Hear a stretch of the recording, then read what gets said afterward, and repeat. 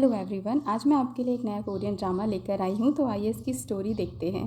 तो ये एक ऑफिस लव स्टोरी है जो आपको बहुत अच्छी लगने वाली है, जहाँ एक फूड कंपनी का सीईओ अपनी ही कंपनी की एम्प्लॉय से प्यार कर बैठता है, जो एक फूड रिसर्चर की तरह काम करती थी ऑफिस के फूड डिपार्टमेंट में।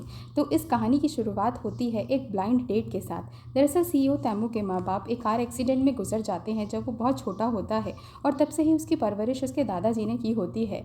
अब क्योंकि उनकी उम्र हो चुकी है तो वो चाहते हैं कि तैमू की शादी हो जाए, और इसीलिए वो एक ब्लाइंड डेट्स अरेंज करते रहते हैं। सीईओ तैमू को भेजते रहते हैं। एक बार तैमू एक ब्लाइंड डेट पर जाता है एक लड़की से मिलने, लेकिन वो लड़की तैमू से नहीं मिलना चाहती थी, और इसीलिए वो अपनी दोस्त शिनहारी को अपनी जगह उस ब्लाइंड डेट पर भेज देती है ताकि वो उसे डरा कर वहाँ से भगा दे। लेकिन शिनहारी को ये नहीं पता होता है कि वो जिससे मिलने जा रही है वो उसी की कंपनी, फूड कंपनी का सीईओ है जहाँ वो काम करती है। वो दोनों ब्लाइंड डेट पर आ जाते हैं और तब शिनहारी अजीब हरकतें करना शुरू कर देती है। लेकिन जब उसे पता चलता है कि वो कंपनी का सीईओ है जहाँ वो काम करती है, वो वहाँ से चली जाती है।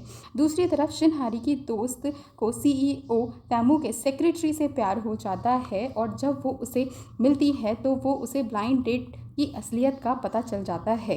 रोज़ रोज़ ब्लाइंड डेट से परेशान होकर शिनहारी के साथ एक कॉन्ट्रैक्ट साइन करता है तैमू, जिसमें वो उसकी नकली गर्लफ्रेंड होती है, और वो उसे दादाजी से मिला देता है। लेकिन दादाजी उसे पसंद नहीं करते थे। लेकिन आज भी तैमू को ये नहीं पता कि शिनहारी उसी की कंपनी में काम करती है। अब ऑफिस में रोमांटिक सिचुएशंस बढ़ने लगती हैं, लेकिन एक दिन तैमू को पता चलता है कि ब्लाइंड डेट वाली लड़की और उसके एम्प्लॉय एक ही है, और शिनहारी से नाराज़ हो जाता है, और वो उसे बहुत ज़्यादा काम करवा के परेशान करता है। लेकिन कुछ ही समय में तैमू को यह एहसास हो जाता है कि वो शिनहारी से प्यार करता है, और अपनी फीलिंग्स बताने के लिए वो शिनहारी और उसकी फ्रेंड एक बिजनेस ट्रिप पर जाती हैं। तैमू हारी के दोस्तों के सामने उसका बॉयफ्रेंड बनकर एक्ट करता है। इसी दौरान शिनहारी का पुराना बॉयफ्रेंड भी सामने आ जाता है, और तैमू उससे जेलस होने लगता है।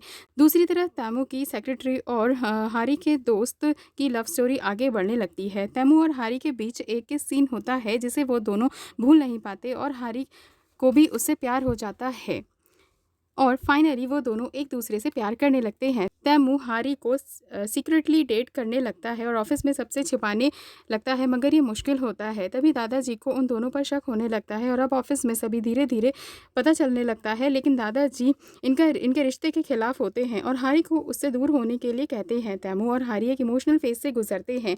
हारी दादाजी को खुश करने के लिए बहुत कोशिश करती है। इतने में तैमू अमेरिका चला जाता है 1 साल के लिए, लेकिन वो दोनों एक दूसरे का साथ कभी नहीं छोड़ते, और तैमू वापस आके हारी को प्रपोज करता है शादी के लिए, और वो जो है दोनों खुशी खुशी एक साथ रहते हैं। तो ये लव स्टोरी कैसी आपको लगी, प्लीज़ मुझे कमेंट सेक्शन में ज़रूर बताइएगा, और ऐसी प्यारी प्यारी के ड्रामा सी ड्रामास की स्टोरी जानने के लिए मेरे चैनल को सब्सक्राइब करना ना भूलें।